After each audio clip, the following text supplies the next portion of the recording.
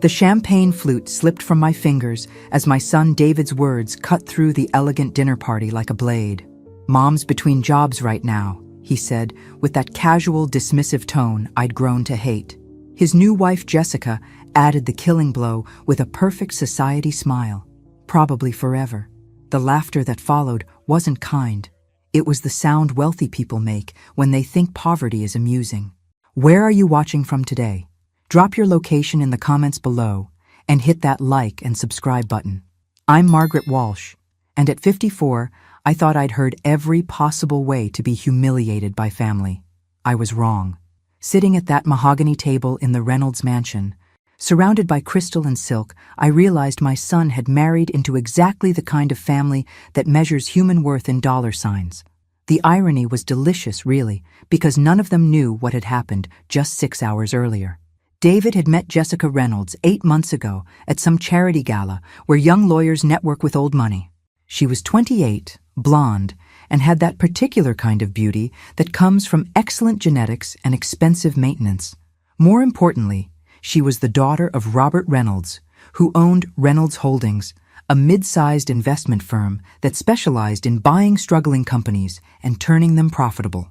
Margaret works in, what is it again, Mom? Customer service?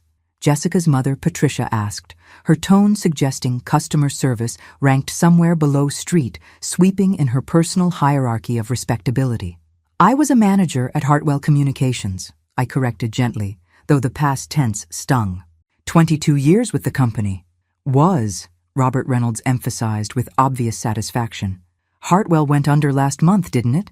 Shame about all those people losing their jobs. The conversation moved on to safer topics for the wealthy.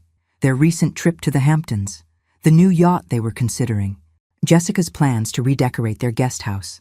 I smiled and nodded and played the role of the grateful mother-in-law, all while remembering the phone call I'd received that morning. "Mrs. Walsh, this is James Morrison from Morrison, Stewart & Associates. I'm calling about your Aunt Helena's estate. I'm afraid there's been a significant development we need to discuss immediately. Aunt Helena, my father's eccentric sister, who'd moved to Switzerland 40 years ago and barely stayed in touch. The family had always assumed she was living some bohemian artist lifestyle, scraping by on whatever money she could make selling her paintings to tourists. I'm sorry to inform you that Ms. Helena Walsh passed away 3 weeks ago in Geneva. However, I'm pleased to tell you that you've been named the sole beneficiary of her estate. I'd expected maybe a few $1,000s and some sentimental items. Instead, James Morrison had delivered news that changed everything. The estate is valued at approximately $47 million, Mrs. Walsh. Your aunt was quite successful in her investments. $47 million. I'd spent the rest of the morning in Morrison's office, signing papers and trying to process the magnitude of what had happened. By noon, I had access to more money than I'd ever dreamed of. By 6 p.m., I was sitting at this dinner party, listening to my son's wife mock my employment status, while her father bragged about acquiring failing businesses for pennies on the dollar. The key, Robert was explaining to David over the dessert course, is to identify companies that are struggling but still have valuable assets. You buy them cheap, strip out the unnecessary expenses, usually starting with the older employees, and restructure for maximum profit. Sounds brilliant, David said with genuine admiration. You must have quite a portfolio by now. 43 companies in the last 5 years, Robert replied proudly, including some recent acquisitions that are going to be extremely profitable once we finish the restructuring process. That's when I realized I was watching a masterclass in corporate cruelty, delivered by people who saw human suffering as a line item to be eliminated. But I was also seeing an opportunity. And what kind of companies do you typically target? I asked innocently. Robert warmed to his favorite subject. Communications firms, usually. Technology companies that haven't kept up with the market. Small manufacturing operations that family businesses can't afford to modernize. The owners are usually desperate to sell before they lose everything. How fascinating, I murmured, filing away every word. The evening ended with polite kisses and promises to do this again soon. David and Jessica drove me home to my modest apartment, chattering about wedding plans and honeymoon destinations. They were thinking Tuscany, Jessica explained, though it would be expensive. Maybe Mom can help with the costs. David suggested as they dropped me off. I mean, once you find another job.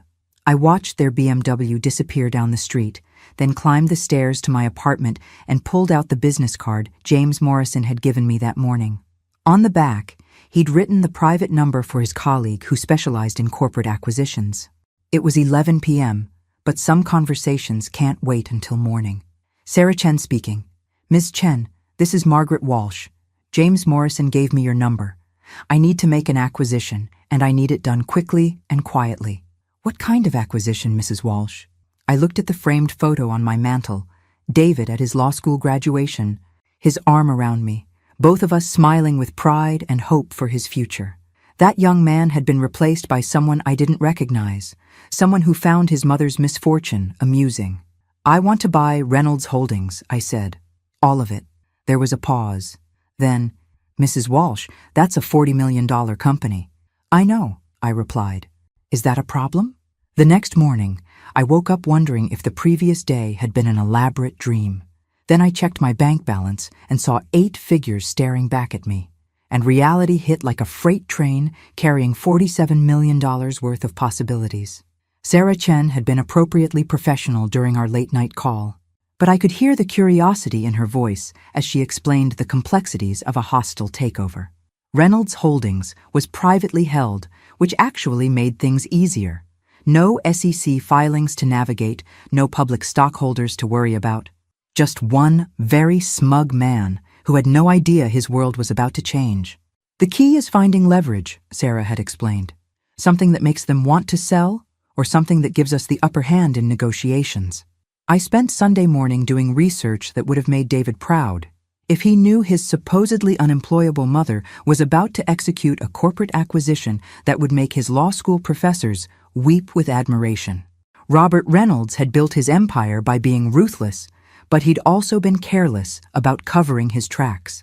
Reynolds Holdings specialized in acquiring distressed companies, but their business model had a darker side. They targeted family businesses in financial trouble, offered what seemed like lifelines, then systematically destroyed them for parts. The family that had run Thompson Manufacturing for 60 years lost everything when Reynolds stripped their assets and sold the real estate to developers. Hartwell Communications, my former employer, had been gutted so thoroughly that 200 people lost their jobs just before Christmas. But Robert Reynolds had made one crucial mistake. He'd been telling the truth at dinner when he bragged about his recent acquisitions. 3 of his last 5 purchases were companies I could prove had been systematically undervalued through questionable accounting practices. More importantly, 2 of those deals involved pension funds that had mysteriously disappeared during the acquisitions. By Monday morning, I had enough information to bury Robert Reynolds in litigation for the next decade, but I had something much more elegant in mind. I met Sarah Chen at her downtown office, a sleek space with glass walls that screamed expensive competence. She was younger than I'd expected, maybe 40, with sharp black hair and the kind of focused intensity that suggested she ate lesser lawyers for breakfast. Mrs. Walsh, I have to ask, what's your relationship to Reynolds Holdings?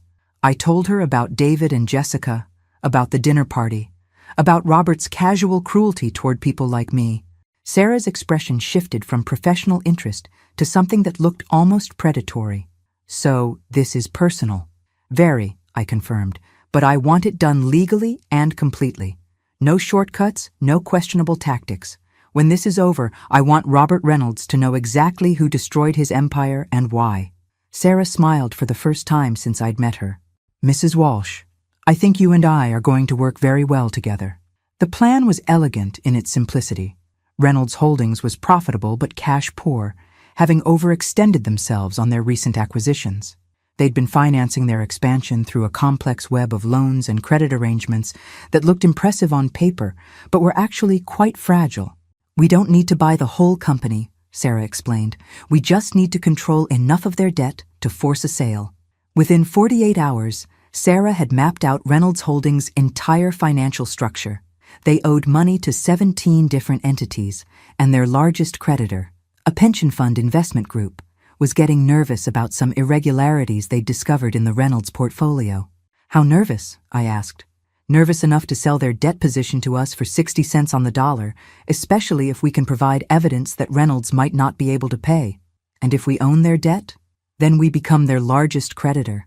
And if they can't pay, which they won't be able to once we call in certain loans, we can force them into bankruptcy or a distressed sale. It was beautiful. Really, Robert Reynolds had built his fortune by financial manipulation, and now those same tactics would be his downfall.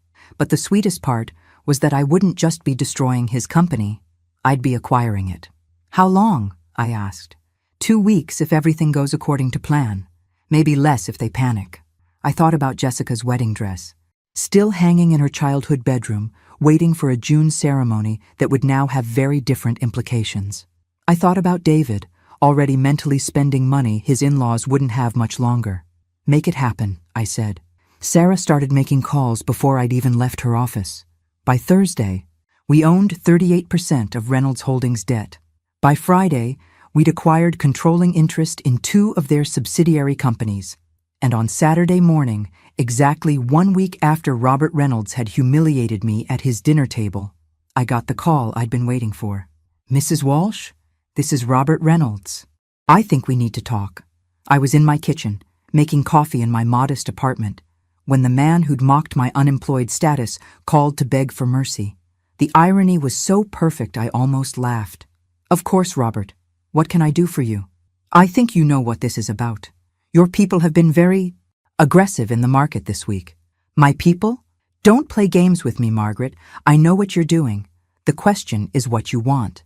I stirred honey into my coffee and looked out the window at the ordinary suburban street where I'd lived for the past 5 years. Next week I could buy any house in this city, but right now I was exactly where I wanted to be. What I want, Robert, is to meet with you tomorrow morning. Your office, 9 a.m. Come alone. Margaret, whatever you think you're accomplishing. 9 a.m., I repeated, and hung up. I spent the rest of Saturday planning exactly what I was going to say to the man who'd treated me like garbage while stealing the livelihood of hundreds of people like me. But first, I had a phone call to make. David, it's Mom. I hope I'm not interrupting your Saturday. Mom, hi. No, we were just having brunch with Jessica's parents. Actually, her dad's been acting weird all week. Some business thing has him stressed out. I'm sure it's nothing serious, I said, fighting to keep the satisfaction out of my voice. Listen, sweetheart, I wanted to talk to you about something. Could you and Jessica come to dinner tomorrow night? There's something I need to tell you both. Sure, Mom. Is everything okay? You sound different. Everything's fine, honey. Better than fine. Actually, I'll see you tomorrow at 7. After I hung up, I sat in my living room surrounded by furniture I'd bought at discount stores and thought about the conversation I'd be having with my son in 24 hours. David was about to learn some very important lessons about respect, consequences, and the danger of underestimating his supposedly worthless mother. But first, I had to finish destroying his father-in-law's empire. Sunday morning arrived crisp and clear, the kind of October day that makes you believe in second chances. I dressed carefully for my meeting with Robert Reynolds, a simple black suit I'd bought for job interviews, paired with my grandmother's pearl earrings. Nothing flashy, nothing that would telegraph the $47 million sitting in my bank account. Reynolds Holdings occupied 3 floors of a gleaming downtown tower, the kind of building that announces its occupants' importance through marble lobbies and brass fixtures. I'd never been inside before, though I'd driven past it countless times during my years at Hartwell Communications. The receptionist looked confused when I gave my name. Mr. Reynolds is expecting me, I said with the kind of quiet confidence that comes from knowing you hold all the cards. Robert's office was exactly what I'd expected, mahogany and leather, with floor-to-ceiling windows overlooking the city. He was standing with his back to the door when I entered, staring out at the skyline like a man contemplating his own mortality. 40 years, he said without turning around. I built this company from nothing. 3 employees and a borrowed desk in 1984. Impressive, I replied, settling into the chair across from his desk without being invited. Though I notice you left out the part about the 200 families you've destroyed along the way. He turned to face me then, and I saw something I'd never seen in Robert Reynolds before. Fear. Real, bone-deep terror of losing everything he'd spent a lifetime accumulating. What do you want, Margaret? Accountability, I said simply, "and justice for people like me." He moved to his desk, shuffling through papers with hands that shook slightly. "I can offer you a settlement, enough to make this go away quietly." "How much?" "5 million. Cash. Untraceable." I pretended to consider it, watching hope flicker in his eyes. "That's generous, Robert, but I'm afraid I'm not interested in bribes." "Then what?" I leaned forward, meeting his gaze directly. "I want you to sell me your company." The silence stretched between us like a taut wire. Outside, the city hummed with Sunday morning traffic, people going about their normal lives while Robert Reynolds' world crumbled in real time. "That's impossible," he said finally. "This company is worth $40 million. Actually, as of Friday's close, it's worth about $12 million, thanks to some unfortunate revelations about your pension fund irregularities. But I'm prepared to be generous.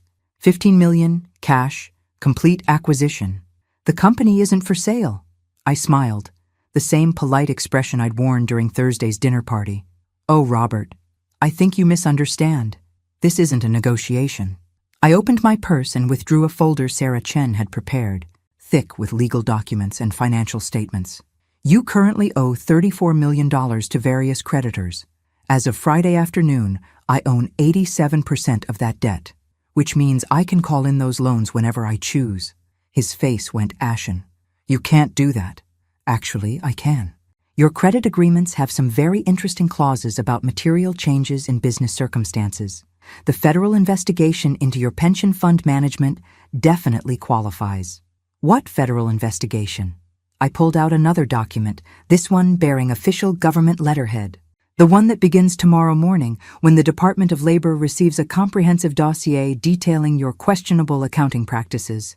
Though I suppose if you were to sell the company before that investigation becomes public..." He sank into his chair like a deflating balloon. For 40 years, Robert Reynolds had been the predator, circling wounded companies like a shark scenting blood. Now he knew how his victims had felt. "You're destroying me. I'm holding you accountable. There's a difference." The contract negotiations took 3 hours. Sarah Chen handled the legal details while I sat in the conference room, watching Robert Reynolds sign away his life's work with the same dead-eyed resignation I'd seen in the faces of every business owner he'd ever crushed. By 2 p.m., I owned Reynolds Holdings in its entirety. All 43 companies, all the assets, all the debts, and all the power that came with them. I also owned something else. The satisfaction of watching Robert Reynolds walk out of his own building, carrying nothing but a briefcase, and the knowledge that his son-in-law's mother had just become his boss. Well, his former boss. Because my first executive decision was to fire him. I spent the rest of the afternoon in the office that was now mine, going through files and understanding the full scope of what I'd acquired. The companies Reynolds had gutted could be restored. The pension funds could be repaid. The families he'd destroyed could receive compensation. But first, I had a dinner party to attend. David and Jessica arrived at my apartment at exactly 7 o'clock. Jessica carrying a bottle of wine that probably cost more than my monthly grocery budget. She'd dressed down for the occasion. Designer jeans and a cashmere sweater that suggested she was trying to connect with the common folk. "Mom, you look great," David said, kissing my cheek. "Rested." "I feel wonderful." "Actually? Sit down, both of you. Can I get you anything to drink?" "Wine would be lovely," Jessica replied, glancing around my modest living room with the kind of forced smile people use when visiting elderly relatives in nursing homes. I poured 3 glasses of the wine Jessica had brought, noting the label, a $200 bottle from Robert's personal collection. How thoughtful of him to contribute to his own wake.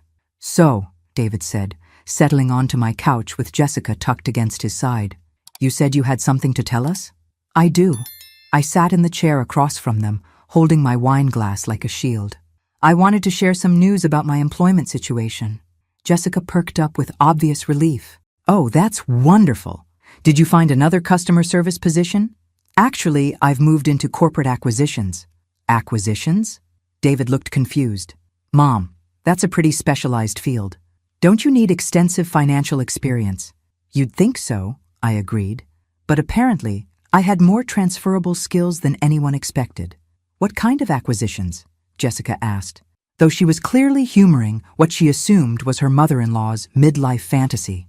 "Well, Just this morning, I acquired an investment firm downtown. 43 companies, actually, though they'll be managed as subsidiaries. David laughed, the indulgent sound parents make when children claim they're going to be astronauts. Mom, that's great. Are you talking about some kind of entry-level position? Maybe administrative support? No, sweetheart. I own the company. All of it. The silence that followed was profound. Jessica's wine glass stopped halfway to her lips. David's smile froze in place, like a photograph of happiness. I'm sorry, Jessica said carefully. I think I misunderstood. You said you own a company? Reynolds Holdings, I clarified. I bought it this morning. Cash transaction. Jessica's wine glass slipped from her fingers, creating a red stain on my beige carpet that looked remarkably like blood. She was staring at me as if I'd suddenly sprouted additional heads. That's impossible, David said. Mom, Reynolds Holdings is worth millions of dollars. 40 million to be precise. Though I got it for considerably less. Mom. David's voice took on the patient tone people use with confused elderly relatives. I think you might be confused about something. Maybe someone offered you a job there, or... I reached into my purse and withdrew the contract Sarah Chen had prepared, the one bearing my signature and Robert Reynolds' defeated scrawl. Would you like to see the paperwork? David took the contract with shaking hands, Jessica reading over his shoulder. I watched their faces change as they processed what they were seeing. The dollar amounts, the legal language, the undeniable reality that David's unemployable mother had just bought his father-in-law's empire. Where did you get this kind of money? Jessica whispered. Inheritance, I replied cheerfully. Turns out Aunt Helena was quite successful in Switzerland. $47 million successful, to be exact. The room went so quiet I could hear the clock ticking in my kitchen. David was still staring at the contract as if it might rearrange itself into something that made sense. So you're saying, Jessica said slowly, that you've been secretly wealthy this entire time? Not the entire time. Just since Thursday morning. Thursday, Jessica repeated. The day before our dinner party. Yes. Interesting timing, wasn't it? That's when I saw understanding dawn in Jessica's eyes, followed immediately by horror. She was remembering Thursday night, remembering her mother's condescending questions, remembering her own casual cruelty about my employment prospects. Oh God, she whispered, your father's going to kill me. But David was still processing the financial implications. Mom, this means you're... He trailed off, unable to complete the thought. Wealthy beyond my wildest dreams? I suggested. Yes, sweetheart. Though I have to say, my dreams have gotten quite a bit wilder lately. I took a sip of Robert's expensive wine and smiled at the two people who'd found my poverty so amusing just 4 days earlier. Now then, I continued, let's talk about your wedding plans. The conversation that followed was like watching two people discover they'd been swimming with sharks while wearing meat suits. David kept looking between the contract and my face as if one of them might suddenly make sense, while Jessica had gone pale enough to audition for vampire movies. I don't understand, David said finally. If you inherited this money on Thursday, why didn't you tell us? When would I have mentioned it? I asked innocently. During your charming dinner conversation about my unemployable status? Or perhaps when your wife suggested my job prospects were hopeless. Jessica flinched, as if I'd slapped her. Mrs. Walsh, I'm so sorry. If you'd known I was wealthy, you would have treated me with respect, I interrupted. How fascinating. So courtesy is a privilege that must be purchased? That's not what I meant, Jessica stammered. I just meant, you meant that poor people deserve to be mocked, but rich people deserve politeness. Got it. David set down the contract and rubbed his face with both hands. Mom, this is insane. You bought Robert's entire company? His life's work? The same life's work built on destroying families like ours? Yes, I did. Though I prefer to think of it as a hostile takeover with extremely personal motivations. Personal motivations? Jessica's voice cracked on the words. What do you mean? I reached for the wine bottle, Robert's wine, which somehow made everything taste better, and refilled my glass. Well, let's see. Your father spent Thursday evening explaining his business model, which apparently involves buying struggling companies and stripping them for parts. He seemed particularly proud of eliminating unnecessary expenses, which is corporate speak for firing anyone over 50. He's a businessman, Jessica said weakly. He has to make tough decisions. Like the tough decision to steal pension funds from Hartwell Communications? That's my former employer. In case you forgot, 200 people lost their jobs so your father could increase his profit margins. Pension funds? David looked confused. What are you talking about? I pulled out another folder, this one containing the evidence Sarah Chen had compiled about Reynolds Holdings' questionable accounting practices. Would you like to see the documentation? It makes for fascinating reading if you enjoy stories about white-collar theft. Jessica was shaking now, actually trembling as the magnitude of the situation hit her. You can't prove anything. My father is completely legal in everything he does. Legal and ethical aren't the same thing. Dear, though I have to say, some of these pension fund irregularities do venture into questionable legal territory. Are you threatening him? David asked, his voice taking on an edge I'd rarely heard. Threatening? No, sweetheart. I'm simply explaining why I felt compelled to remove your father-in-law from his position of power. People like Robert Reynolds destroy lives because they can. Now he can't. David stood up abruptly, pacing to the window and back. Mom, do you realize what you've done? You've destroyed Jessica's family. Robert's entire identity is wrapped up in that company.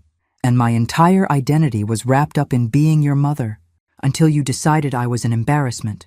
The words hung in the air between us like a guillotine blade. David stopped pacing, his face cycling through emotions, confusion, hurt, anger, and finally something that might have been shame. I never said you were an embarrassment. You didn't have to. Your actions said it quite clearly. Jessica was crying now, quiet tears that didn't stop her from trying to salvage the situation. Mrs. Walsh, please. I know we didn't handle Thursday night well, but surely we can work something out. Some kind of arrangement?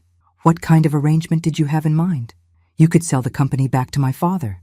For what you paid, of course, plus interest. We could call it a misunderstanding. I set down my wine glass and really looked at Jessica Reynolds, soon-to-be Walsh. 28 years old, beautiful, privileged, and absolutely convinced that her family's wealth made them untouchable. She'd probably never faced real consequences for anything in her entire life. Jessica, do you know what your father's company did to the Thompson family? She shook her head. Thompson Manufacturing had been in their family for 60 years. 3 generations of honest work, employing half the people in their small town. When the economy hit them hard, they made the mistake of turning to Reynolds Holdings for help. Your father bought them out, stripped their assets, and sold their factory to developers. 60 years of family legacy became a shopping mall parking lot. Business is business, Jessica said, but her voice lacked conviction. Business is people, actually. The Thompsons lost everything. Their house, their savings, their reputation in the community. Mrs. Thompson had a heart attack 3 months after the sale. She's 67 years old and stocking shelves at a grocery store because your father stole her husband's pension fund. David had gone very quiet, staring at his hands. Jessica was still crying, but now it looked more like grief than panic. What do you want from us? David asked finally. It was the right question, and I'd been waiting 3 days to answer it. I want you to understand that actions have consequences. I want you to learn that treating people with cruelty, even people you think don't matter, can come back to haunt you in ways you never imagined. And then we figure out how to move forward as a family, if that's possible. Jessica wiped her eyes with the back of her hand, leaving mascara smudges that made her look younger and more vulnerable. What happens to my father? Your father is discovering what it feels like to be powerless.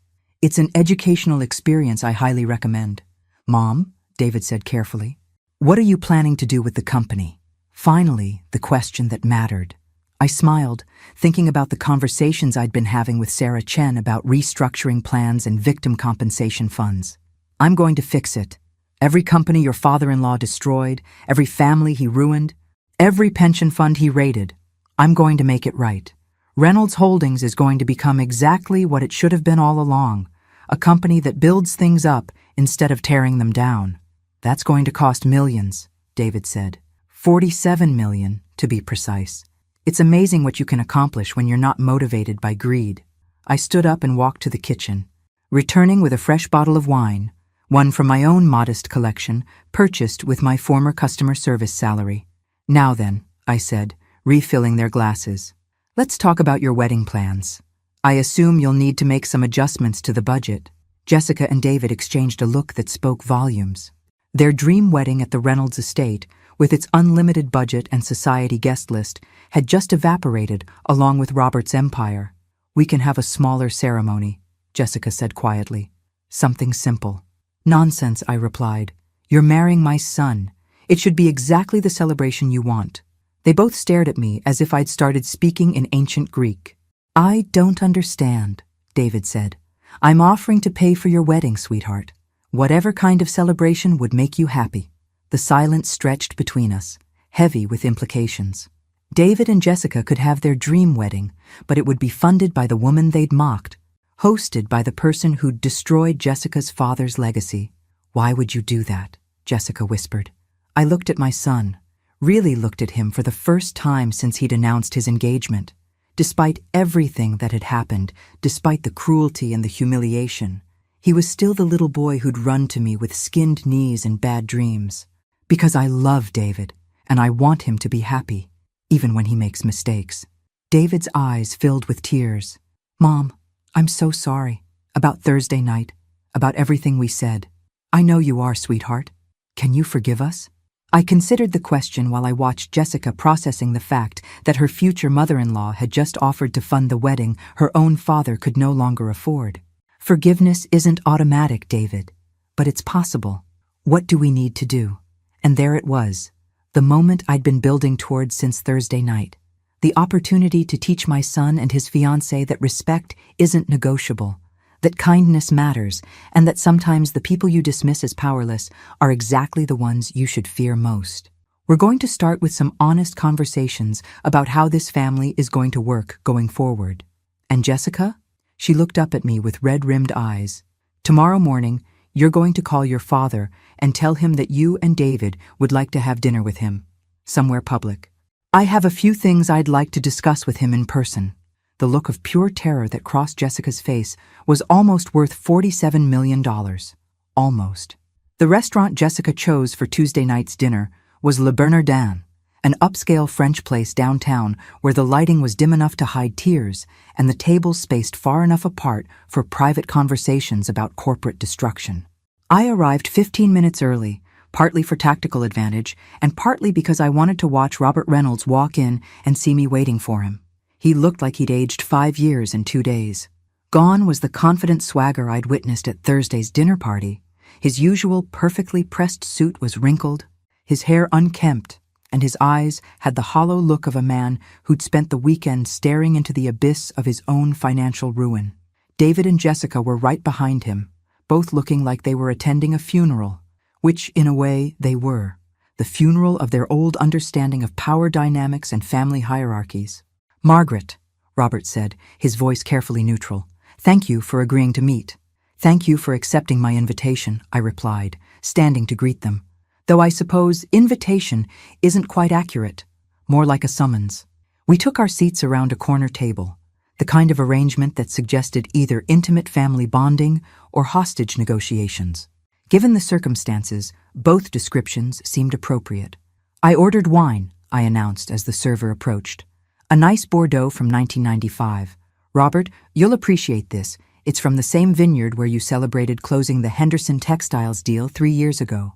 Robert's face went pale.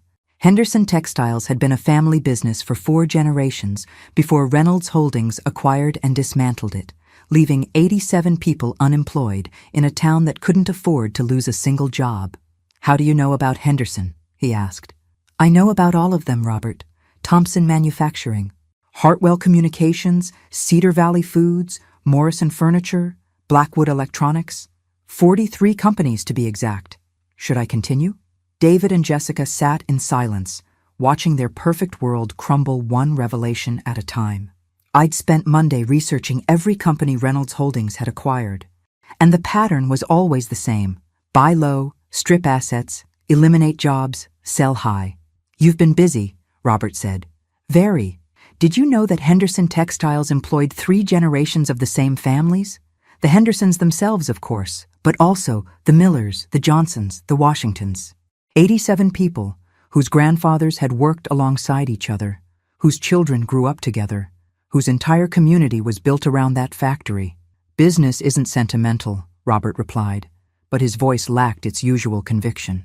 No, but it should be humane. Tell me, Robert, when you closed Henderson Textiles, did you think about where those 87 people would find work? Did you consider that Cedar Valley only had 2 major employers and you'd just eliminated one of them? The wine arrived, giving Robert a moment to compose himself. I watched him taste it and nod approval, probably wondering if this was the last expensive wine he'd ever drink as a free man.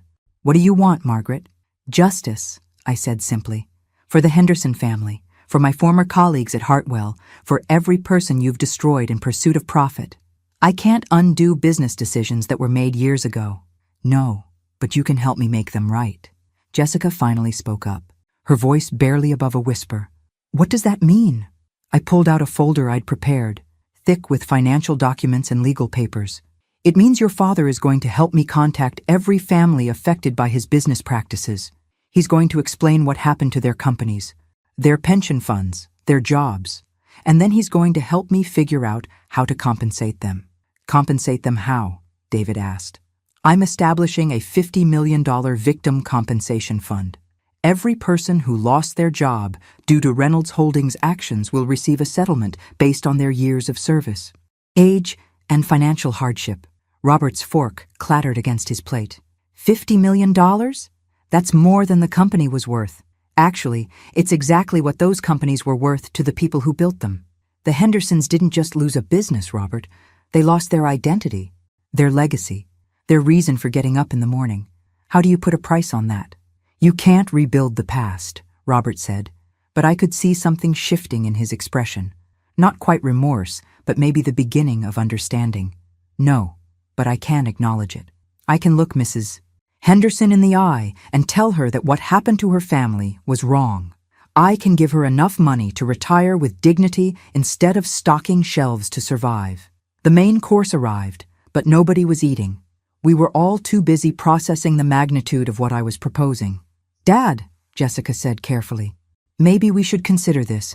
If Mrs. Walsh is offering to help the families affected by the business decisions, they weren't business decisions, I interrupted. They were choices.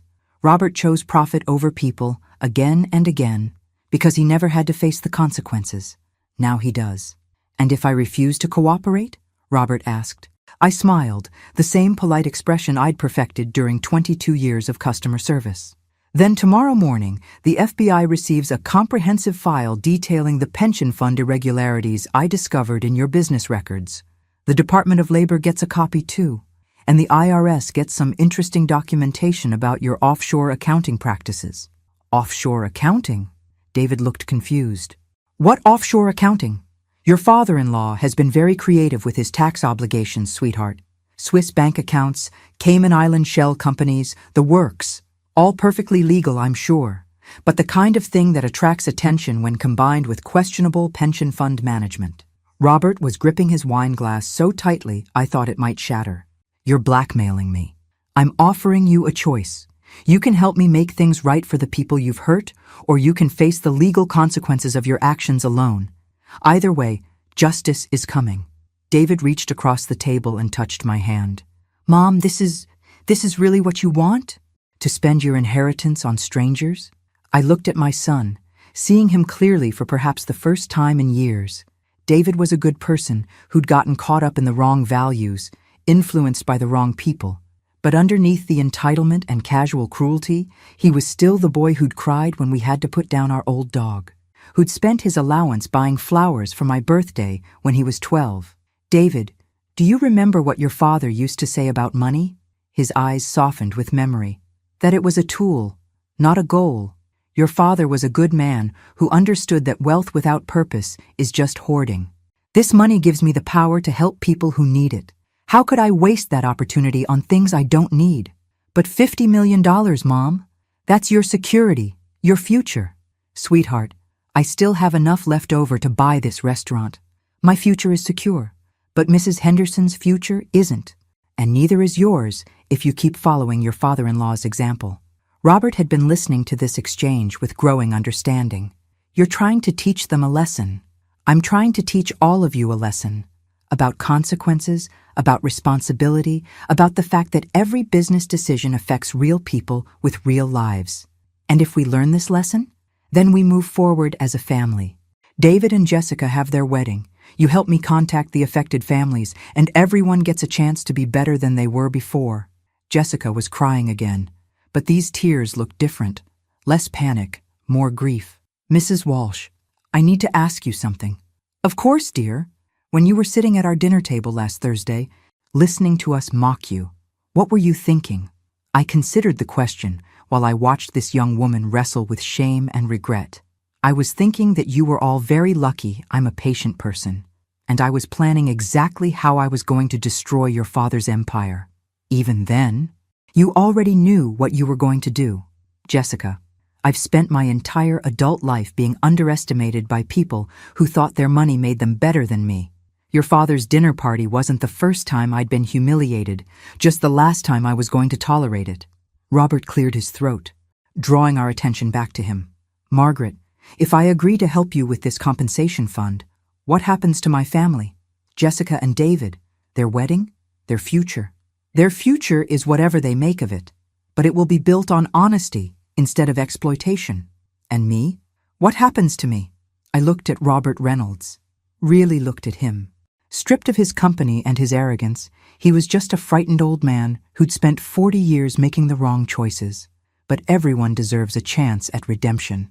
That depends entirely on you, Robert. Are you ready to face the people you've hurt and try to make things right? He was quiet for a long time, staring into his wine glass as if it contained answers to questions he'd never thought to ask. When he finally looked up, his eyes held something I'd never seen before. Genuine remorse. Yes, he said quietly, I think I am. But as we left the restaurant that night, none of us knew that Robert's cooperation was about to become the least of our problems, because Jessica's mother, Patricia, had been busy making phone calls of her own. Wednesday morning brought an urgent phone call from Sarah Chen that shattered any illusion that my corporate takeover would proceed smoothly. Margaret, we have a problem. A big one. I was in my kitchen, making coffee and enjoying the morning routine that had become infinitely more satisfying since I'd learned I could buy the coffee plantation if I wanted to. What kind of problem? Patricia Reynolds has hired Blackstone and Associates to challenge the acquisition. They're claiming you used insider information and coercion to force the sale. Blackstone and Associates. Even I'd heard of them. They were the kind of legal firm that specialized in protecting old money from new realities. Their clients included politicians, Fortune 500 CEOs, and anyone else who could afford to pay their astronomical fees to make problems disappear. Do they have a case? I asked. They might, if they can prove that you acquired privileged information about Reynolds Holdings' financial situation through your relationship with Jessica and David. They could argue that the sale should be voided. I sat down heavily at my kitchen table, feeling the weight of $47 million shift from asset to liability. How privileged are we talking about? Margaret, did Robert Reynolds discuss his company's finances during that dinner party? Any specific details about debt, acquisitions, business strategies? I closed my eyes, remembering Robert's boastful speech about buying companies for pennies on the dollar, his casual mention of 43 acquisitions, his pride in eliminating unnecessary expenses, all delivered in front of witnesses who could testify that I'd been present. Yes, I said quietly. He told me quite a lot, actually. Then we need to be very careful about how we proceed. If Blackstone can convince a judge that you used family connections to gain insider access, I could lose everything. Not everything. But you could be forced to sell Reynolds Holdings back to Robert for what you paid, plus legal fees and damages, and there could be criminal charges for securities fraud. I felt a cold fear settle in my stomach, different from anything I'd experienced during the acquisition process. I'd been so focused on justice and consequences that I hadn't considered the possibility of my own actions being challenged. What do we do? First, you need to avoid any contact with the Reynolds family until this is resolved. No phone calls, no meetings, no discussions about the case. Anything you say can and will be used against you. But Robert agreed to help with the compensation fund, and David and Jessica's wedding. Margaret, listen to me very carefully. Patricia Reynolds has declared war. She's not trying to get her husband's company back.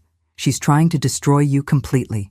Personal vendetta, criminal charges, financial ruin, the whole package. I thought about Patricia's cold assessment of my worth during Thursday's dinner party, her casual dismissal of my humanity based on my employment status. Of course, she'd fight back. Women like Patricia Reynolds didn't accept defeat gracefully. How long do we have? The preliminary hearing is Monday. 5 days to prepare our defense and prove that the acquisition was legitimate. After I hung up, I sat in my quiet kitchen and tried to process the magnitude of what was happening. In attempting to teach the Reynolds family about consequences, I'd walked straight into their world, a world where money and connections could rewrite reality, where justice was negotiable if you knew the right lawyers. My phone rang. David's number. "Mom, I just heard about the lawsuit. Are you okay?" The sound of my son's voice, concerned and loving, almost broke my resolve to avoid contact with the family. "I'm fine, sweetheart, but my lawyer says we shouldn't talk until this is resolved." "Mom, that's insane." "You're my mother. We can't just stop talking because of some legal technicality." "David, this is serious. If your mother-in-law can prove I used information I gained through family connections, then we make sure she can't prove it." The certainty in his voice surprised me. "What do you mean?" "I mean Jessica and I were at that dinner party too. We heard everything Dad said, and we're prepared to testify that he volunteered that information freely without any prompting from you." I felt tears prick my eyes. Despite everything, the humiliation, the financial warfare, the family drama, my son was choosing to stand with me. "David, that could put you in a difficult position with Jessica's family." "Mom, I've spent the last 2 days thinking about what you said at dinner, about consequences and treating people with respect. I may have married into the Reynolds family, but I'm still a Walsh, and Walshes don't let each other fight alone. What does Jessica think?" There was a pause. "Jessica's struggling. Her mother is furious about the whole situation, and she's pressuring Jess to support the lawsuit. But Jess knows what happened at that dinner party. She knows her father brought this on himself, and her loyalty is being tested in ways she never expected. But Mom, I think she's stronger than anyone gives her credit for, including herself." That afternoon, against Sarah Chen's advice, I drove to the address Jessica had texted me. It was a small coffee shop in a part of town the Reynolds family probably didn't know existed, the kind of place where conversations could happen without society photographers or family spies. Jessica was waiting in a corner booth, looking younger and more uncertain than I'd ever seen her. She'd traded her designer clothes for jeans and a simple sweater, and without her usual careful makeup, I could see the exhaustion in her face. "Thank you for coming," she said. "I wasn't sure you would. My lawyer would have a heart attack if she knew I was here." "Mine too." Jessica managed a weak smile. "Though I'm not sure whose side my lawyer is on anymore." I ordered coffee and settled across from her, noting the way she twisted her engagement ring, David's grandmother's ring, the one piece of jewelry I'd insisted he give her instead of some expensive new symbol. "How are you holding up?" "I'm not. Honestly, my mother hasn't spoken to me since I told her I wouldn't support the lawsuit. My father is devastated about losing the company. David's caught in the middle of everything, and I'm realizing that everything I thought I knew about my family was wrong. That's a lot to process." "Mrs. Walsh, can I ask you something? That night at dinner when my father was talking about his business, were you already planning to buy the company?" The question I'd been dreading, asked by the one person whose answer could determine my fate. I looked into Jessica's eyes and made a choice that would either save or damn us all. "Yes," I said. "From the moment your father bragged about destroying family businesses, I knew exactly what I was going to do to him." Jessica nodded slowly. "So you did use information from our family dinner to plan your attack." "I used your father's own words to understand his vulnerabilities." "Yes, and legally, that could be considered insider information. According to your mother's lawyers, yes." We sat in silence, sipping coffee that tasted like ashes while the weight of the truth settled between us. "Mrs. Walsh, there's something else you need to know about my mother's plans." "What kind of plans?" Jessica looked around nervously, as if Patricia Reynolds might materialize from behind the espresso machine. "She's not just trying to get the company back. She's trying to have you arrested for securities fraud, elder abuse, and conspiracy." "Elder abuse?" "She's claiming you manipulated my father's emotional state to coerce him into selling below market value, that you took advantage of his distress to force an unconscionable contract." The irony was breathtaking. Patricia Reynolds, whose husband had spent 40 years financially abusing vulnerable families, was now claiming to be the victim of manipulation. Jessica, you were there when your father agreed to sell. Was he coerced? No, he was defeated, but not coerced. You gave him a choice between cooperation and legal consequences. That's negotiation, not manipulation. Are you willing to testify to that? Jessica was quiet for a long time, staring into her coffee cup. Mrs. Walsh, if I testify for you, my mother will disown me. Completely. No family support, no trust fund, no safety net if things go wrong with David. And if you testify for her, then I help destroy the woman my husband loves, and I prove that I'm exactly the kind of person who values money over integrity. I reached across the table and took her hand. Jessica, I'm not going to pressure you to choose sides. This situation is complicated enough without adding family manipulation to it. But you need my testimony to win. I need the truth to win, whether you're the one who tells it or not. Jessica squeezed my hand, and I saw something in her face that I'd never seen before. Real courage, the kind that comes from choosing principles over comfort. Mrs. Walsh, there's something my mother doesn't know, something that could change everything. What? I recorded my father's confession at dinner last night. The whole conversation where he admitted to the pension fund problems and agreed to help with your compensation fund. My heart stopped. You what? I've been recording family conversations for months. My therapist suggested it to help me process my relationship with my parents. I have hours of recordings where they discuss their business practices, their treatment of employees, their tax evasion strategies. Jessica, do you understand what this means? It means I can prove that everything you did was in response to crimes my father was already committing. That you didn't manipulate him. You caught him. I stared at this young woman who just offered to destroy her own family to protect mine. Why would you do this? Because David loves you. And because you're trying to help people my father hurt. And because... She paused, tears flowing freely now. Because I want to be the kind of person who does the right thing, even when it's terrifying. But as we left the coffee shop that afternoon, neither of us knew that Patricia Reynolds had hired more than just lawyers. She'd hired a private investigator who'd been following Jessica all week, and he'd just photographed our entire conversation. Thursday morning brought a new crisis that made Patricia's lawsuit seem almost quaint. I was reviewing legal documents with Sarah Chen when her assistant burst into the conference room with a look of pure panic. Ms. Chen, you need to see the news, right now. Sarah clicked on her computer, and within seconds we were watching a local news report that made my blood run cold. Exclusive investigation into alleged securities fraud involving the recent hostile takeover of Reynolds Holdings.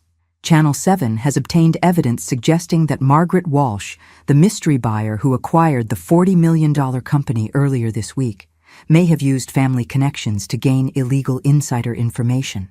The reporter was standing outside the Reynolds Holdings building. My building now, with a graphic behind her showing my driver's license photo next to the word fraud in bold red letters. Sources close to the Reynolds family report that Walsh, who is the mother-in-law of Robert Reynolds' daughter, attended a family dinner where confidential business information was allegedly discussed.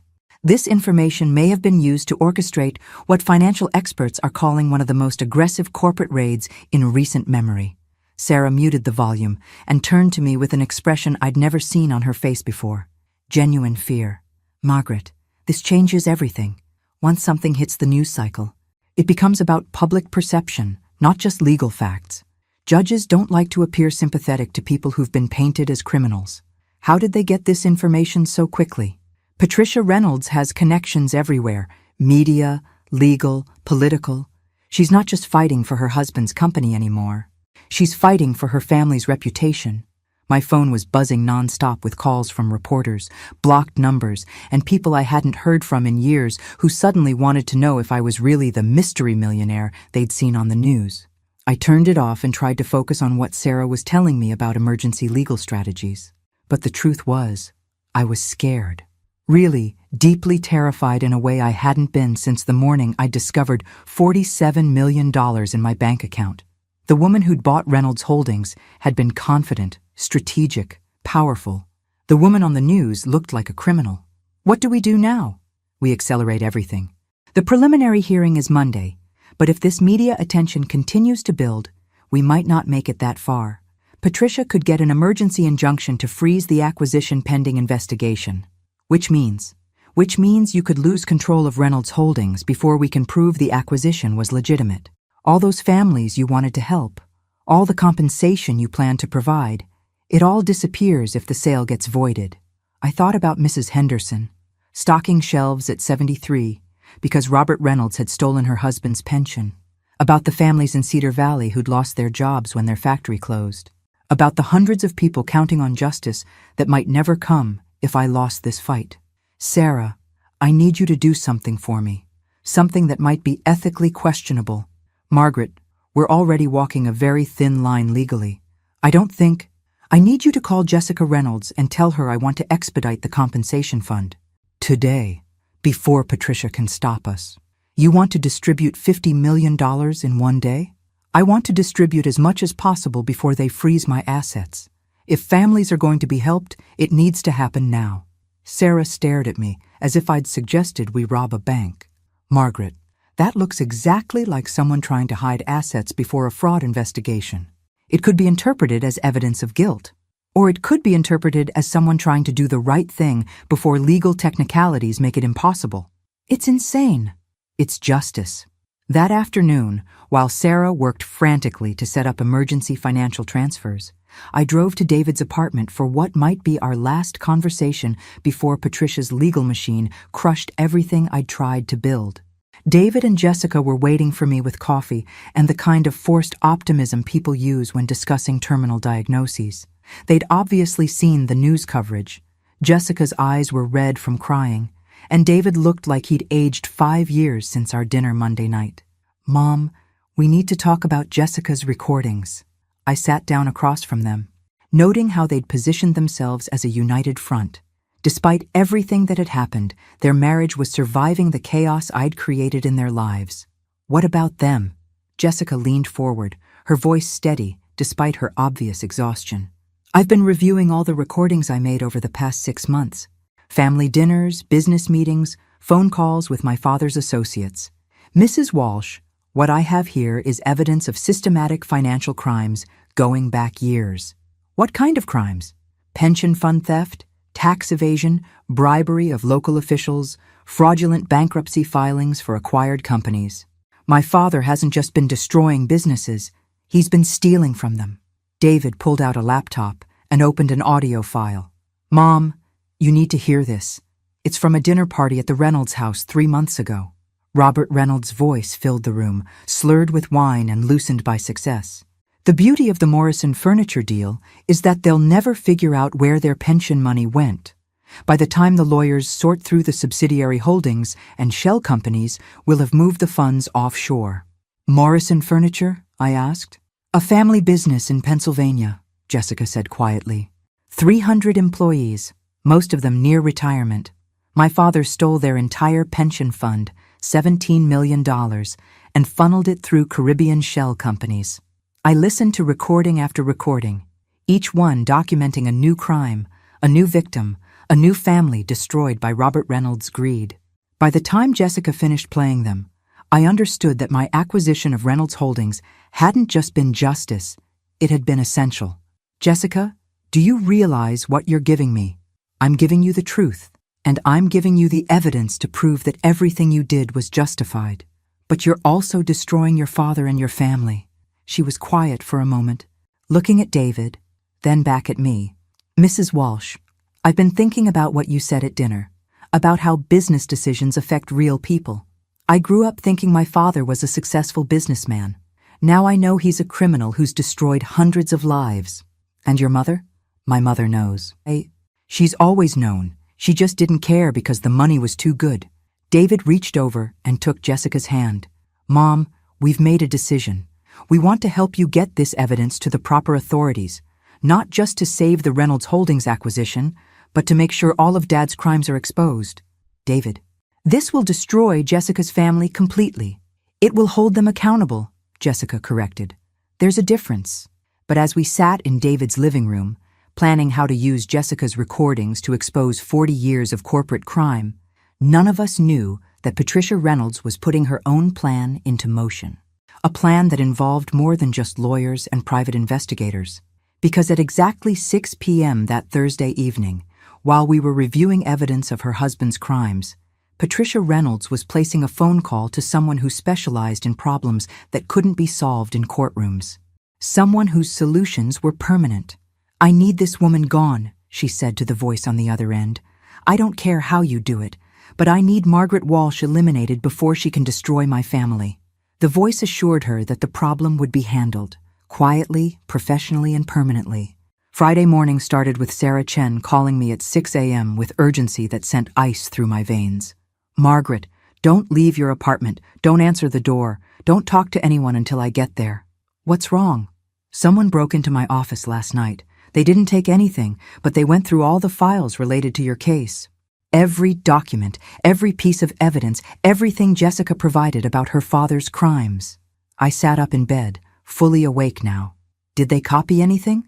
"That's what I'm afraid of. Margaret, whoever did this wasn't looking for money or equipment. They wanted information about our legal strategy and what evidence we have against Robert Reynolds. Patricia? Or someone she hired. But Margaret, there's something else. Something that makes me think this isn't just about the lawsuit anymore." "What?" "They left a message, written on my desk blotter in red ink. Some problems require permanent solutions." The words hit me like a physical blow.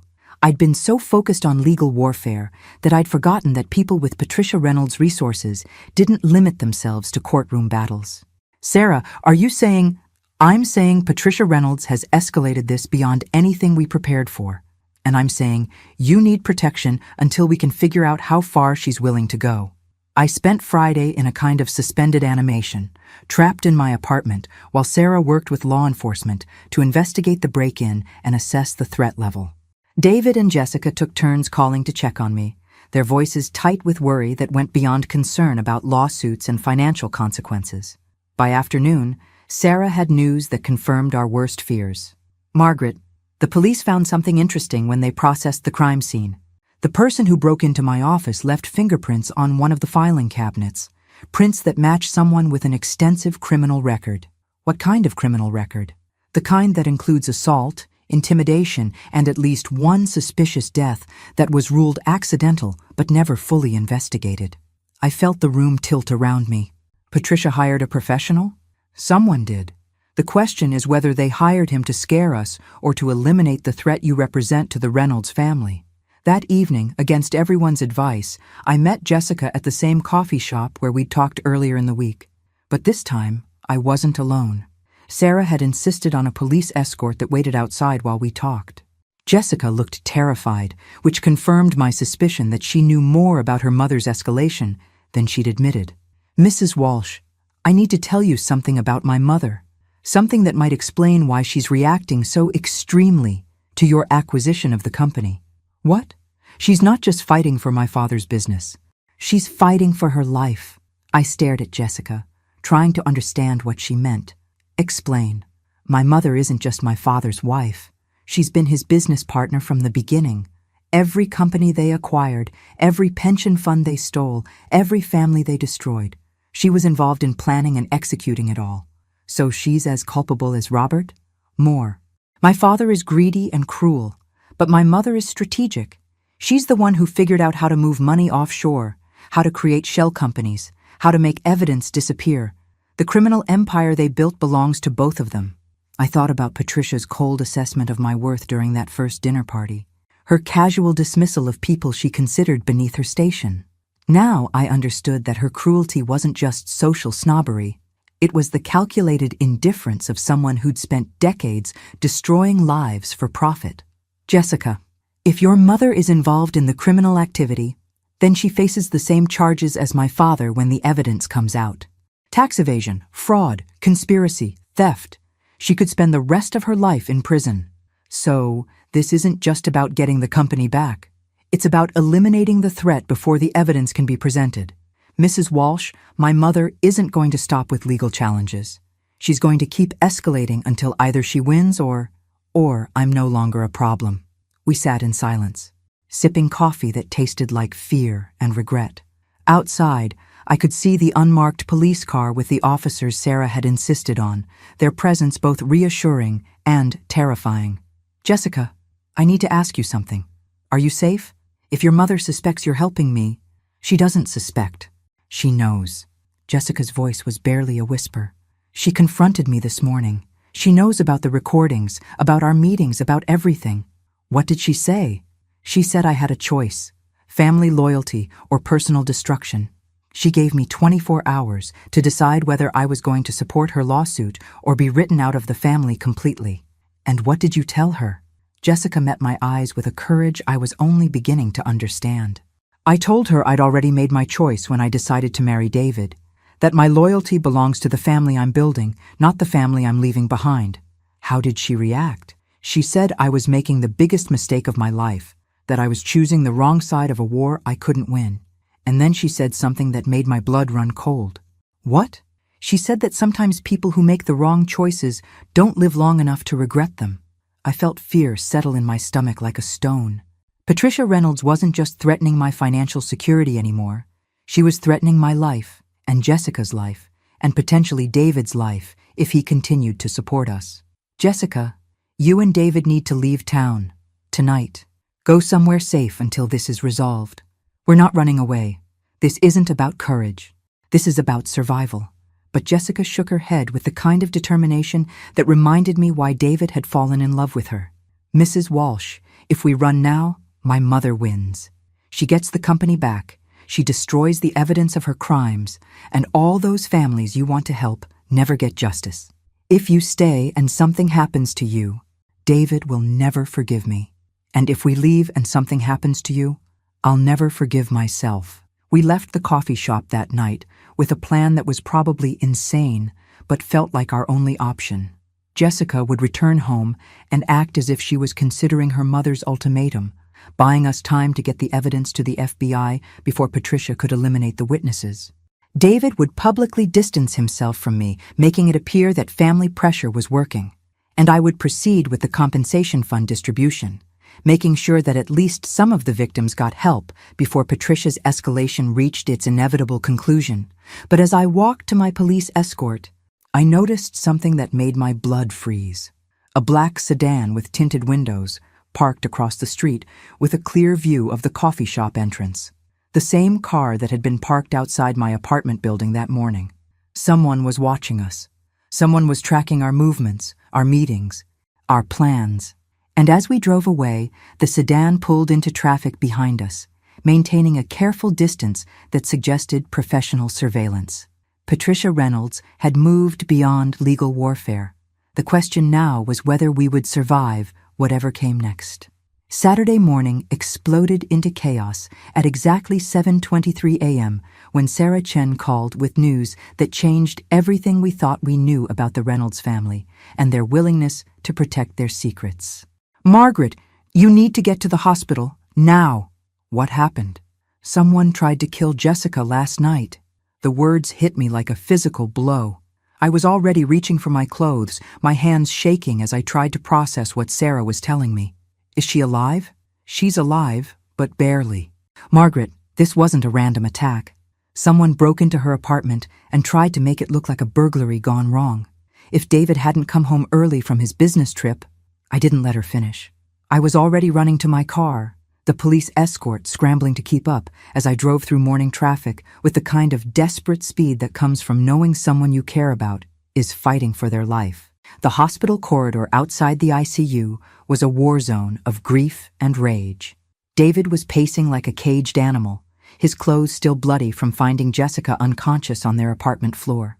Sarah Chen was there with 2 FBI agents, their presence confirming that this had escalated beyond anything local law enforcement could handle. "Mom!" David's voice broke when he saw me. I pulled him into my arms, feeling him shake with the kind of terror that comes from almost losing the person you love most. "How is she?" "Concussion, broken ribs, internal bleeding. The doctors say if I'd been 15 minutes later..." He couldn't finish the sentence. "Who did this?" That's when FBI agent Rodriguez stepped forward with a grim expression that told me we were dealing with something much larger than Patricia's lawsuit. "Mrs. Walsh, we need to talk. About the Reynolds family, about the evidence you've been gathering, and about why someone is willing to commit murder to stop you. We moved to a private conference room where Agent Rodriguez laid out a case file that made my acquisition of Reynolds Holdings look like a minor business dispute. Mrs. Walsh, the FBI has been investigating Reynolds Holdings for 18 months as part of a larger probe into organized financial crime. What you've uncovered through your acquisition and Mrs. Jessica Reynolds' recordings has accelerated our investigation by years. Organized financial crime? Robert and Patricia Reynolds aren't just corporate raiders. They're money launderers for a network that includes drug cartels, human trafficking operations, and political corruption schemes. The pension funds they've been stealing? That money doesn't just disappear. It gets cleaned through their shell companies and funneled into criminal enterprises. I felt the room spin around me. Are you saying my son married into a crime family? I'm saying your son's in-laws are connected to some extremely dangerous people who don't tolerate threats to their financial operations. When you acquired Reynolds Holdings and started talking about compensation funds and federal investigations, you didn't just threaten their business, you threatened their freedom and their lives. Agent Rodriguez opened another file, this one containing photographs that made my stomach turn. Crime scenes, bodies, suspicious accidents involving people who'd crossed the Reynolds network. Mrs. Walsh, in the past 5 years, 7 people who posed threats to Reynolds Holdings operations have died in accidents. Car crashes, house fires, apparent heart attacks that were never fully investigated. And you think they tried to make Jessica the 8th? We know they did. The man who attacked Mrs. Reynolds is someone we've been tracking for months. Professional assassin with connections to the same network that's been laundering money through your son's in-laws business. But Jessica is Patricia's daughter. How could she order an attack on her own child? Agent Rodriguez exchanged glances with his partner. Mrs. Walsh, that's where this case gets even darker. We don't think Patricia ordered the attack on Jessica. Then who? We think Jessica was supposed to be a message to you, proof that no one in your family is safe until you return Reynolds Holdings and forget everything you've learned about their operations. I thought about Patricia's ultimatum to Jessica, her demand for family loyalty or complete exclusion. But this was beyond family pressure. This was organized crime with roots that went deeper than I'd ever imagined. What happens now? Now we use the evidence you and Jessica gathered to bring down not just the Reynolds family, but their entire criminal network. The recordings, the financial documents, the shell company connections. It's enough to destroy a money laundering operation that's been running for decades.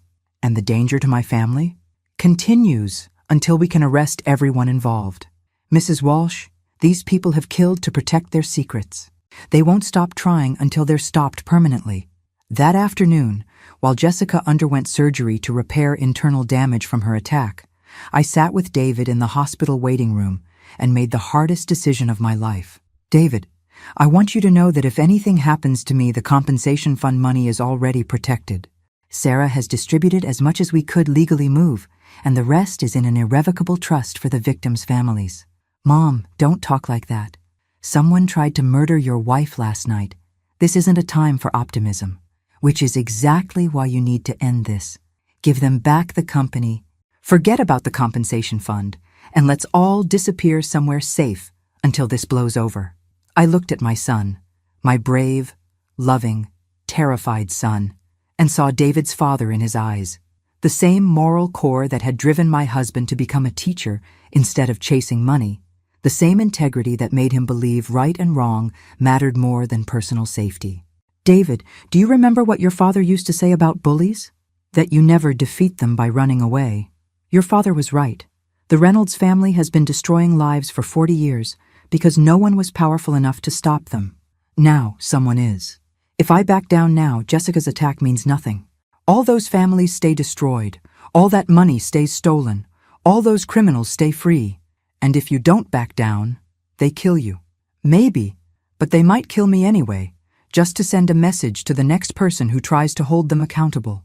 David was quiet for a long time, staring at his hands while machines beeped in the distance and families dealt with their own crises in other waiting rooms. Mom, there's something I need to tell you, something Jessica and I discovered before the attack. What? We found evidence that Patricia and Robert aren't just laundering money for criminals. They're planning to disappear. New identities, offshore accounts, the whole package. They're going to abandon Jessica, flee the country, and let someone else take the blame for their crimes. I stared at my son as the implications hit me. They were going to sacrifice their own daughter? Jessica isn't their daughter, Mom. She's adopted.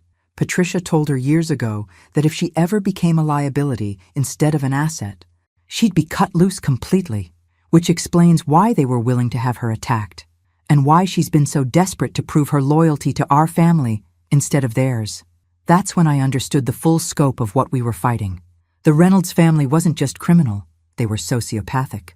They'd raised Jessica as a commodity, valued her only as long as she was useful, and discarded her the moment she chose justice over complicity. But they'd made one crucial mistake. They'd underestimated what a mother would do to protect her family. David, I need you to stay here with Jessica. Don't leave the hospital, don't talk to anyone from the Reynolds family, and don't trust anyone except the FBI agents. Where are you going? I stood up, feeling $47 million transform from wealth into weapons, from assets into ammunition for the war Patricia Reynolds had started. I'm going to end this, tonight, before they can hurt anyone else we love. But as I walked out of the hospital that evening, I didn't know that Patricia Reynolds was already putting her final plan into motion. A plan that would either destroy everything I'd built or prove that justice sometimes requires the kind of courage that looks exactly like insanity. The warehouse where I was supposed to meet Patricia Reynolds looked exactly like the kind of place where people disappear permanently. Abandoned, isolated, surrounded by the kind of darkness that swallows screams and hides secrets. But I'd come anyway, because some conversations can only happen between predators who finally recognize each other. Sarah Chen had begged me not to come alone. The FBI had insisted they could provide protection. David had actually tried to physically stop me from leaving the hospital, but they all misunderstood what was happening here. This wasn't about protection anymore. This was about ending a war that Patricia Reynolds had started when she decided my family was expendable. I parked my car exactly where Patricia's text had instructed and walked toward the warehouse entrance, my purse heavy with more than just the usual contents. The FBI wire Sarah had insisted on was carefully hidden, though I suspected Patricia would be smart enough to check for surveillance. The real insurance policy was in the sealed envelope I'd left with Sarah, evidence that would destroy the entire Reynolds criminal network if anything happened to me tonight. Patricia was waiting in the center of the warehouse floor, illuminated by a single overhead light that created dramatic shadows worthy of a film noir movie. She looked exactly like what she was, a woman who'd spent 40 years perfecting the art of destroying lives and was now facing the possibility of losing everything she'd built. Margaret, thank you for coming. Thank you for not sending another assassin. Patricia smiled, the same cold expression she'd worn during our first dinner party. That was business, nothing personal, though I admit I underestimated your emotional investment in my worthless adopted daughter. Jessica is worth more than your entire criminal empire. Jessica is a liability who forgot where her loyalties belong. But she'll recover and hopefully learn from this experience. I looked around the warehouse, noting the multiple exits, the shadows that could hide additional threats, the careful positioning that gave Patricia every advantage. What do you want, Patricia? I want my life back. My company, my money, my freedom to live without looking over my shoulder for federal agents. And in exchange, your family lives. David keeps his law career. Jessica recovers from her unfortunate accident, and you enjoy a comfortable retirement, funded by what's left of your inheritance after you've returned what you stole from us. The audacity was breathtaking. Patricia Reynolds, whose criminal network had destroyed hundreds of families, was negotiating as if she was the victim of my unreasonable demands. What makes you think I'd trust any deal you offer? Because the alternative is that everyone you care about suffers the same fate as Jessica, but permanently this time.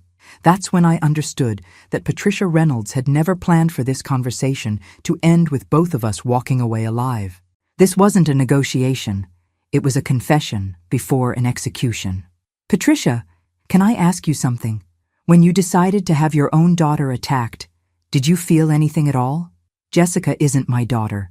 She's a project that failed to meet expectations. And David, my son? What's your plan for him? David will grieve appropriately for his mother's tragic accident. Inherit what's left of your money and hopefully choose more suitable business associations in the future. I pulled out my phone and pressed record, though I suspected Patricia was beyond caring about evidence at this point. Tell me about the money laundering operation. I'm curious how you built such an extensive criminal network. Patricia laughed. A sound like breaking glass. You think you're clever, trying to get me to confess? Margaret, darling, you're never leaving this warehouse alive. I can tell you anything I want. So tell me. And she did. For the next 20 minutes, Patricia Reynolds laid out 40 years of criminal activity with the pride of an artist describing her masterpiece. The pension funds weren't just stolen. They were converted into untraceable assets for drug cartels and human trafficking operations. The shell companies weren't just tax evasion. They were elaborate money laundering schemes that cleaned billions of dollars for international crime syndicates. The beauty of it, Patricia explained, is that legitimate businesses provide perfect cover for illegitimate activities. Who suspects that a pension fund theft is actually cartel money being integrated into the legitimate banking system? And the murders? The accidents that eliminated threats to your operation? Sometimes people ask too many questions. Sometimes federal investigators get too close to the truth.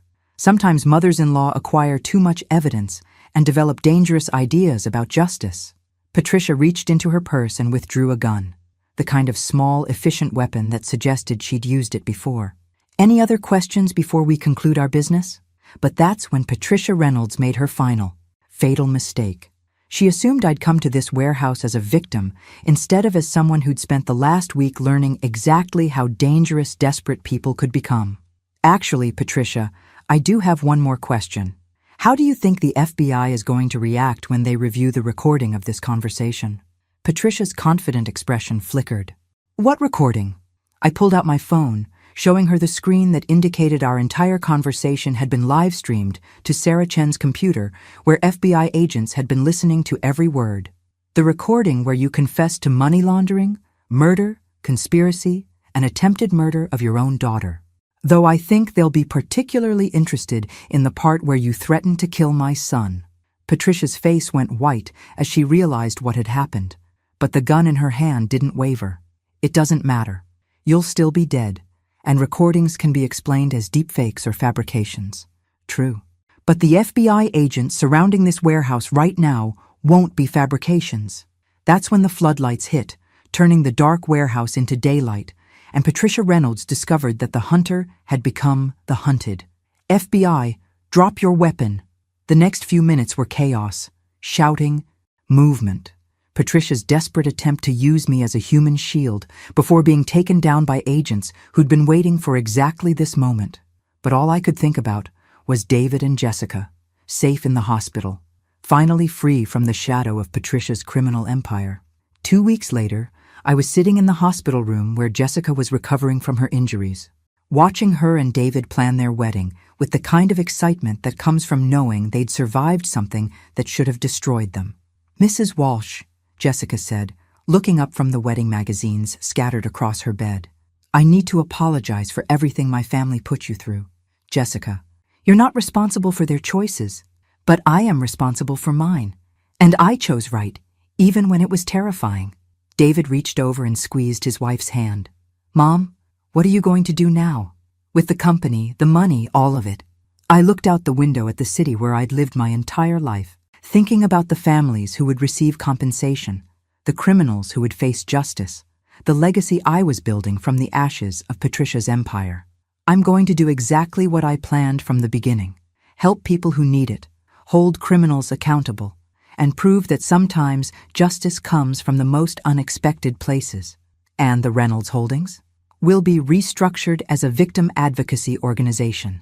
Every company your former in-laws destroyed will be compensated. Every pension fund they stole will be repaid with interest.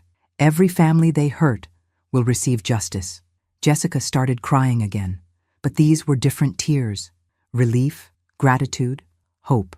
Mrs. Walsh, why did you risk everything for people you'd never met? I thought about the question while I watched my son and daughter-in-law begin to rebuild their lives on a foundation of honesty instead of exploitation. Because someone had to, and because I finally had the power to do something that mattered. 6 months later, I was standing in the community center in Cedar Valley, surrounded by 300 people whose lives had been destroyed by Reynolds Holdings and were now being restored by the compensation fund. Mrs. Henderson was there, no longer stocking shelves, but planning her retirement with dignity. The Thompson family had enough money to start a new business. The families from Morrison Furniture could finally stop worrying about their golden years. But the best part was David and Jessica, standing beside me as we presented the final round of compensation checks. They'd chosen to work for the victim advocacy organization, using their legal and business skills to help other families who'd been destroyed by corporate greed. "Ladies and gentlemen," I said to the crowd, looking out at faces that showed the kind of hope that money can't buy but justice can provide.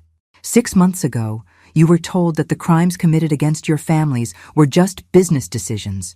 Today, you know they were crimes, and you've seen that justice is possible when people refuse to accept that powerful people are untouchable. The applause was deafening, but all I could hear was Patricia Reynolds' voice from the warehouse, asking what made me think I could win against people like her. The answer was simple. I hadn't won because I was more powerful or more clever or more connected. I'd won because I was right.